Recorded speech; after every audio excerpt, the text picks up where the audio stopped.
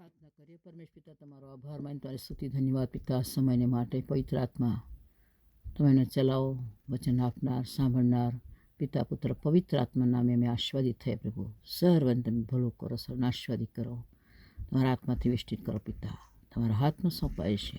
ધન્યતા હતા પ્રભુ ઈસુના નામમાં, આમેન। ગીતના દ્વારા પ્રભુનો આભાર માનીએ। मसीही जिंदगी आनंद की जिंदगी है जिसका दाता यीशु मसीह। चाहे कष्ट आए चाहे नष्ट आए, यीशु है मेरा हमेशा साथी। मसीही जिंदगी आनंद की जिंदगी है जिसका दाता यीशु मसीह। चाहे कष्ट आए चाहे नष्ट आए, यीशु है मेरा हमेशा साथी। मसीही जिंदगी दुनिया की मदद जब बंद हो जाए, लोग हमें जब छोड़ भी देवे, खुद के भाई त्याग भी देवे, यूसुफ का प्रभु है मेरा साथी। मसीही जिंदगी आनंद की जिंदगी है जिसका दाता यीशु मसीह। चाहे कष्ट आए चाहे नष्ट आए, यीशु है मेरा हमेशा साथी। अंधकार जग में जब फैल जाएगा, राजा और हाकिम शत्रु हो जाएगा, वो अग्नि कुंड हो शहरों की मांद हो, दानियल का प्रभु है मेरा साथी। मसीही जिंदगी आनंद की जिंदगी है जिसका दाता यीशु मसीह। वो मेरा मित्र है, वो मेरा चरवाहा, वो मेरा राजा हमेशा साथी। हम दबे क्यों रहे, हम व्याकुल क्यों रहे, प्रभु के पुत्र गाते ही रहे। मसीही जिंदगी आनंद की जिंदगी है जिसका दाता यीशु मसीह। चाहे कष्ट आए चाहे नष्ट आए, यीशु है मेरा हमेशा साथी। हलो कष्ट और नष्ट आवे तो प्रभु આપણો સાથી છે। આપણે એને વખતમાં જોઈશું એક વચન। શરૂઆત કરીશું આપણે તો કોરિન્થનો પહેલો પત્ર અને 6 અધ્યાય અને એની 7મી કલમ આપણે વાંચીએ અને સમજીએ અને આપણે એક્સેપ્ટ પણ કરીએ સાથે સાથે। હાલ આ તમારામાં ખરેખરી ખોડ છે કે તમે એકબીજા પર ફરિયાદ કરો છો, એમ કરવા કરતાં તમે પોતે કેમ અન્યાય સહન કરતા નથી અને નુકસાન કેમ વેઠતા નથી। પહેલો કલમથી 6 અધ્યાય 7મી કલમ। બીજો વચન આપણે વાંચીશું ફિલિપનો પત્ર અને એનો પહેલો અધ્યાય 29મી કલમ। કેમ કે ખ્રિસ્ત પર વિશ્વાસ કરો, માત્ર એટલું જ નહીં પણ તેની ખાતર દુઃખ પણ સહેવું, એ માટે ખ્રિસ્તને વાસ્તે આ કૃપાદાન તમને આપવામાં આવ્યું છે। ફિલિપનો પત્ર પહેલો અધ્યાય 29મી કલમ। હવે વાંચીશું હવે રોમનો પત્ર 8મો અધ્યાય 17મી કલમ। હવે જો છોકરા છીએ તો વારસ પણ છીએ, દેવના વારસ છીએ, ખ્રિસ્ત સંગાતે વારસાના ભાગીદાર છીએ, તેની સાથે મહિમા પામવાને સારું જો આપણે તેની સાથે દુઃખ સહન કરીએ તો। આ 3 બાબતમાં વાલાઓ, અન્યાય સહન કરો અને નુકસાન સહન કરવું, એની માટે દુઃખ સહેવું, વિશ્વાસ એકલો પણ દુઃખ સહેવું, એમ ફિલિપી 1:29 બતાવે છે। રોમ 8:17માં કે જો આપણે મહિમા પામવાને માટે એની સાથે રહેવાને માટે હંમેશા માટે તો આપણે દુઃખ પણ સહન કરવું પડશે। એ આપણે જોઈશું ઉત્પત્તિમાં 39મા અધ્યાયમાં આવી જઈએ અને એમાં જે દુઃખ સહન કરનાર વ્યક્તિને આપણે આજે થોડું જોવા માગીએ છીએ. અહીં આગળ લખ્યું છે યુસુફ વિશે, જેમ મેં ગીતમાં ગાયું કે યુસુફ કા પ્રભુ હે મેરા સાથી, ખુદ કે ભાઈ ત્યાગ બી દેવે. આપણે એની વિશે ઘણા લોકોને, ઘણા મોટા ભાગના લોકોને ખબર હશે યુસુફ વિશે, પણ થોડું આપણે એના વિસ્તારથી થોડું સમજવા માટે પ્રયત્ન કરીશું. વાલાઓ, અહીં 39 અધ્યાયમાં જોઈએ છે. બીજી કલમમાં કહે છે કે પહેલી કલમથી વાંચું છું. અને તેઓ યુસુફને મિસ્રમાં આણ્યો. ત્યાં જે ઇસ્માઈલીઓ તેને લઈને ઉતરી ગયા. તેઓની પાસેથી પોટીફાર નામનો એક મિસ્રી, જે ફારૂનો એક અમલદાર તથા રક્ષકોનો સરદાર હતો, તેણે તેને વેચાતો લીધો. કોને? તેણે, પોટીફારે યુસુફને તેને અને વેચાતો લઈ લીધો. બીજી કલમ, અને યહોવા યુસુફની સાથે હતો, ને તે ભાગ્યવાન હતો, અને તે તેના શેઠ એટલે તે મિસ્રીના ઘરમાં રહ્યો. અને તેના શેઠે જોયું કે યહોવા તેની સાથે છે, ને તે જે કંઈ કરે છે તેમાં યહોવા તેને સફળ કરે છે. જોયું? પહેલાં પ્રભુની નજરમાં એ કૃપા પામ્યો. કોણ? યુસુફ. એના ભાઈઓએ, આપણે ઉત્પત્તિમાં તમે જાઓ તો મારા ખ્યાલથી 37મા અધ્યાયમાં આખી સ્ટોરી લખી છે. એના ભાઈઓએ જે શું કર્યું એના વિશે એ આપણને બધું બતાવીશ. વાલાઓ, હાલેલુયા. 37મા અધ્યાયમાં, આખો 37મા અધ્યાય તમે વાંચશો, ઉત્પત્તિ 37, એમાં યુસુફના ભાઈઓને શું કર્યું. સ્વપ્નપતિ આવ્યો, એને પરેશાન કરતા હતા, પણ યુસુફ હંમેશ માટે એ બધું સહન કરતો હતો. એને ખાડામાં નાખ્યો લખ્યું છે. એક વચન વાંચીશ, એક કે બે વચન વાંચીશ. હાલેલુયા.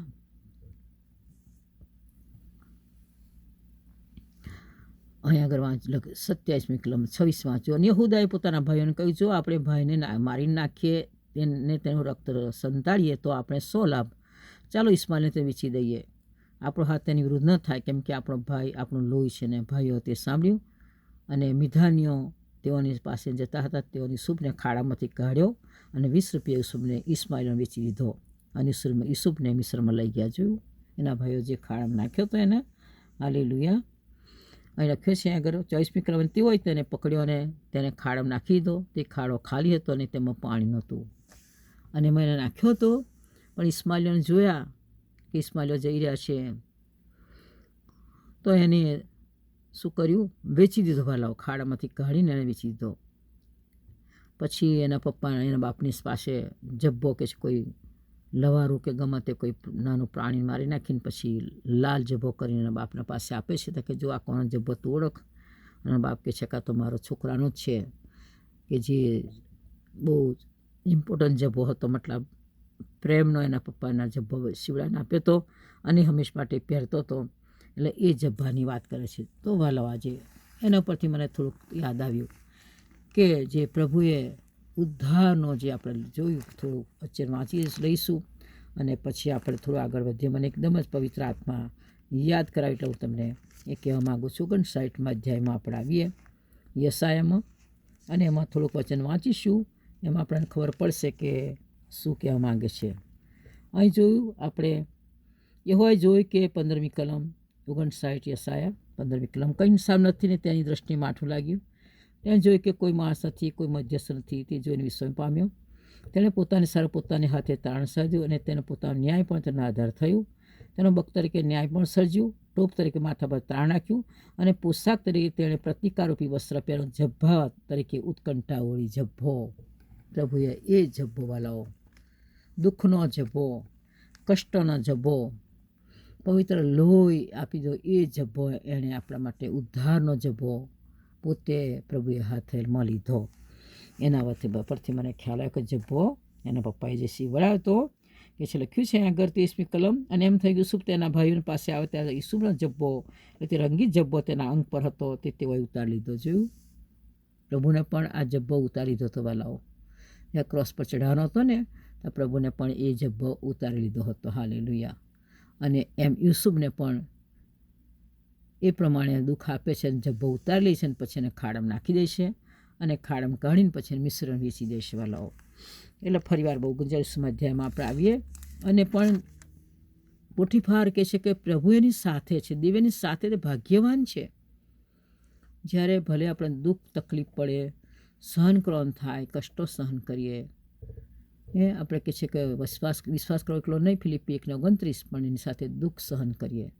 જો દુઃખ સહન કરીશું, જેમ યુસુફ દુઃખ સહન કરતો ત્યાર પોટીફારે એને એના વિશે જાણ્યું ને એને જોયો ને એને જ્યારે ઓળખ્યો, મતલબ અનુભવ્યો, ત્યારે કહે છે, આગળ કે લખ્યું છે કે યહોવા યુસુફની સાથે હતો, યુસુફ ભાગ્યવાન હતો. અને આગળ લખે છે કે 3જી કલમ, શેઠે જોયું, કોણ? પોટીફારે જોયું, યહોવા તેની સાથે છે, તે જે કંઈ કરે છે તેમાં યહોવા તેને સફળ કરે છે. જે કંઈ કરે છે તે, કેમ કે યહોવા જેની સાથે હોય છે તે જે આપણે કંઈ કરીએ છીએ તે સફળ થાય છે. પણ યહોવા આપણી સાથે છે કે નહીં, આજે આપણે પ્રશ્ન પોતાની જાત માટે પૂછીએ. આગળ આપણે જોઈએ તો પ્રભુની નજરમાં, યહોવાની નજરમાં યુસુફ કૃપા પામ્યો. પોટીફારના નજરમાં કૃપા પામ્યો. કે કૃપા પામ્યા આગળ લખ્યું છે, 5મી કલમ વાંચું છું. અને એમ થયું કે તેણે તેના ઘરનો તથા તેની સર્વ માલ મિલકતનો કારભારી ઠરાવ્યો. કોને? યુસુફને, પોટીફારે. ત્યારથી યહોવા યુસુફને લીધે તે મિસ્રીના ઘરને આશીર્વાદ દીધો. ઘરમાં, ખેતરમાં જે કંઈ સર્વ તેનું હતું તેમાં તે યહોવાનો આશીર્વાદ હતો. જોયું, યુસુફના લીધે મિસ્રી જે પોટીફાર હતો એને કે છે આશીર્વાદ દીધો. એનું જે કંઈ ખેતર હતું, ઘર હતું, બધાને આશીર્વાદ આપ્યો. અને પોતાનું જે હતું તે સર્વ તે યુસુફના હાથમાં સોંપ્યું, કેમ કે નજરમાં તે કૃપા પામ્યો. કોની? મિસ્રી પોટીફારના નજરમાં યુસુફ કૃપા પામેલા. જે હતું સર્વ તેના હાથમાં સોંપ્યું. જે કંઈ, અને તે જે અન્ન ખાતો તે વિના શું છે તે જે કંઈ પણ જાણતો નહોતો. કોણ? પોટીફાર. જે કંઈ બધી વસ્તુ સોંપી દીધી એણે. ખાલી ફક્ત એક જમતો તો જેટલું જ જાણતો હતો, બીજું કશું એને ખબર નથી. આપણે આગળ જોઈએ છે એની પત્ની, આપણે એ પણ સ્ટોરી આપણે જોઈએ છીએ, 7 કલમથી આપણે જોઈએ છીએ. તો અહીં આગળ હાલેલુયા અહીં લખ્યું છે 11મી કલમ, આશરે તે સમયે એમ થયું કે યુસુફ પોતાનું કામ કરવાના ઘરમાં ગયો. આગળ થોડું વાંચું તો ખ્યાલ આવશે.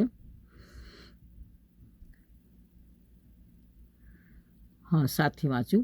ત્યાર પછી એમ થયું કે તેના ધણીની સ્ત્રીએ યુસુફ પર કુદૃષ્ટિ કરી અને તેને કહ્યું, મારી સાથે શું? પણ તેણે એને ના કહી. તેના શેઠની સ્ત્રીએ તેને કહ્યું, જો ઘરમાં મારા હવાલામાં શું છે તે મારો શેઠ જાણતો નથી. તેનું જે સર્વ છે તે એણે મને મારા હાથમાં સોંપ્યું છે. આ ઘરમાં મારા કરતાં કોઈ મોટો નથી. તેણે તારા વિના બીજું કંઈ જ મારાથી પાછું રાખ્યું નથી. જે બધું સોંપ્યું છે, પણ તારા વિના કશું પાછું રાખ્યું નથી. ફક્ત તને જ મને નથી સોંપવામાં આવ્યું, બધું સોંપ્યું છે. પછી કેમ કે તું તેની સ્ત્રી છે, અને માટે એવું મોટું કુકર્મ કહીને હું દીવનો અપરાધી કેમ થાઉં? યુસુફ આટલું દુઃખ સહન કરવા છતાં પણ એની સ્ત્રીના હાથમાં એ નહીં ગયો.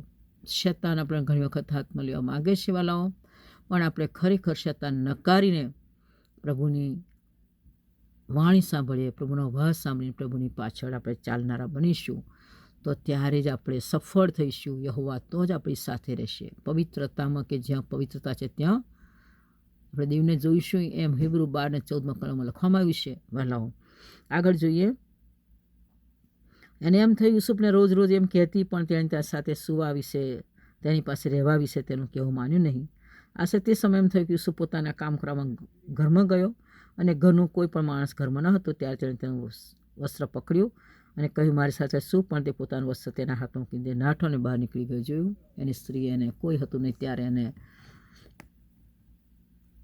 એને કહ્યું, પણ યુસુફ તો પણ વસ્ત્ર મૂકીને તે ભાગી ગયો. વસ્ત્ર જે હાથમાં હતું, રસોડામાં કામ કરતો, ગમે તે આપણે વસ્ત્ર હાથમાં, હાથ લૂછવા માટે એવું તે વસ્ત્ર આપણા હાથમાં હોય છે, એ પણ મૂકીને પણ એ ભાગ્યો. કેમ કે એની સ્ત્રી એને પાપ કરવા માટે માગતી હતી વાલાઓ. પણ પ્રભુ એની સાથે હતો, એટલે ખરેખર યુસુફ પાપ કરી શક્યો નહીં. એના નજરમાં કે એના વિચારોમાં પાપ આવ્યું નહીં વાલાઓ. શું આજે આપણે પ્રભુની આધીનતામાં છીએ? કોઈ બી આપણે હોય, જનરલી કે નોર્મલ બિલીવર્સ હોય, ખ્રિસ્તી માણસ હોય, એટલીસ્ટ હિન્દુ કેમ ના હોય, પછી બાળકો હોય, ફાધરો હોય, કોઈ પણ મોટી સ્થાન પર સેવા કરનારા હોય, તો શું આજે પ્રભુ આપણી સાથે આ વચન દ્વારા વાત નથી કરતો વાલા ભાઈ બહેનો? તો ખરેખર આપણે પ્રભુથી જો પ્રભુમાં છીએ તો પ્રભુની વાણી સાંભળીશું, પ્રભુની ઈચ્છા પૂરી કરવા માટે હંમેશ માટે તત્પર રહીશું. અપમાન સહન કરવા માટે, કે તમે અપમાન સહન નથી કરતા અને અન્યાય સહન નથી કરતા, નુકસાન સહન નથી કરતા. એમ 1 કોરિન્થી 6 અધ્યાય આપણે 7મી કલમ વાંચી, એ પણ વાંચી લેશો. આગળ આપણે જોઈએ. અને એનો ધણી જ્યારે આવ્યો તો કે ખોટું એને ઇલ્ઝામ લગાવ્યો કે આ જે તું લાવ્યો છું હિબ્રુને, તે મારી સાથે આવું કરવા માગતો હતો, પણ એનું કપડું મૂકીને પછી મેં એને ના પાડે, કપડું મૂકીને ભાગ્યો. એમ કરીને પછી અને ત્યારે એના શેઠને બહુ ગુસ્સો આવ્યો. પણ આગળ આપણે જોઈએ 20મી કલમથી વાંચીએ, છેલ્લી થોડી કલમો. અને યુસુફના શેઠે તેને પકડ્યો અને જે ઠેકાણે રાજાના બંદીવાન કેદ કરાતા હતા તે કેદખાનામાં તેને નાખ્યો અને તે કેદખાનામાં રહ્યો. જોયું, એને ગુસ્સો આવી ગયો. એને ખબર તો હતી કે યુસુફ કેવો છોકરો છે, પણ તો પણ એની પત્નીએ કહ્યું એટલે એને પત્નીનું તો હંમેશ માટે માનવું જ પડતું હોય. અને એણે માની લીધું. એને ગુસ્સો આવી ગયો. પણ એ શું કર્યું, જ્યાં કેદખાનામાં જ્યાં રાજાના બંદીવાન રાખવામાં આવતા ત્યાં એને કેદખાનામાં રાખ્યો. પણ યહોવા યુસુફ સાથે હતો. જોયું, ફરી વાર પાછું કેદખાનામાં પણ છે લખ્યું છે યહોવા યુસુફ સાથે હતો. ને તેણે તેના પર દયા કરીને તેને કેદખાનાના દરોગાની દ્રષ્ટિમાં કૃપા પમાડી. જોયું, પ્રભુ ઈસુની નજરમાં કૃપા પામ્યો, યહોવાની નજરમાં, પોટીફારની નજરમાં કૃપા પામ્યો. અને અહીંયા દરોગો ત્રીજી બાબત બતાવે, ત્રીજી વ્યક્તિ, પિતા પુત્ર પવિત્ર આત્મા આપણે કહીએ. ત્રણેય વ્યક્તિમાં શું આજે આપણે કૃપા પામેલા છે વાલાઓ? કૃપાના શબ્દો એફએસીમાં તમે વાંચો, પહેલા અધ્યાય 6-7 કલમ લખ્યું છે, 2:8 લખ્યું છે. પ્રભુ કૃપા પર કૃપા લાવ્યો. યુહાનની સુવાર્તા 1 અધ્યાયમાં 16-17 કલમમાં શું લખ્યું છે? પ્રભુ દ્વારા કૃપા પર કૃપા લાવ્યો અને કૃપાને સત્યતા લાવ્યો. મૂસા દ્વારા કે નિયમશાસ્ત્ર મળી, પણ ઈસુ દ્વારા કૃપાને સત્યતા મળી વાલાઓ. કૃપા શું છે? એની દયા. આપણે પાપની માફી પામ્યા છીએ એની કૃપા છે. મફત ભેટ, ધારણ, ઉદ્ધાર, એ કૃપા છે વાલાઓ. હાલેલુયા. અને યુસુફ, ફરીવાર વાંચું છું, યહોવા યુસુફની સાથે હતો અને તેના પર દયા કરી ને તેને કેદખાના દરોગાની દ્રષ્ટિમાં કૃપા પમાડી. અને જે કેદીઓ કેદખાનામાં હતા તેઓ સર્વને દરોગા યુસુફના હાથમાં સોંપ્યા. અને ત્યાં જે કામ તેઓ કરતા તેનો કરાવનાર તે જ હતો. જોયું, અહીં દરોગાએ પણ તેને બધા હાથ સોંપી દીધા. કેદખાનામાં જેટલા હતા એટલા જ. અને જે કે કામ કરાવતો દરોગો એ જ કામ કે છે કરાવનારો તે જ હતો. કેદખાનાનો દરોગો તેને સોંપેલા કામ પર કોઈ પણ દેખરેખ રાખતો નહોતો. જોયું, દરોગો પણ આ ઘર એની કોઈ દેખરેખ રાખતો નહોતો. કેમ કે વિશ્વાસ હતો. છોકરો વિશ્વાસુ હતો યુસુફ. સાચો હતો, દુઃખ સહન કરનારો હતો, પ્રભુની આધીનતામાં હતો, પ્રભુની ઈચ્છા પૂરી કરવામાં હંમેશ માટે એ મન લગાડતો હતો વાલો. તો આજે શું, આજે તમે સેવા કરો છો કે માય સેલ્ફ સેવા કરું, તો શું આજે પ્રભુની ઈચ્છા પૂરી કરવા માટે આપણે હંમેશ માટે તત્પર રહીએ છીએ કે શું સેવકો? Praise the lord. જે પણ મોટી નાની સેવા, મોટા સેવક હોય, નાના સેવક હોય, બિલીવર્સ હોય, નામધારી પણ કેમ ના હોય, તો શું આજે આપણે પ્રભુની ઈચ્છા પૂરી કરવા માટે, કે મારા આકાશમાંના બાપની ઈચ્છા પ્રમાણે કરે છે તેવો જ માહે પેશે માંથી 7:21-22-23 કલમમાં લખવામાં આવીશ પેલા 21 કલમમાં, પાછળ નહીં વાક્યમાં.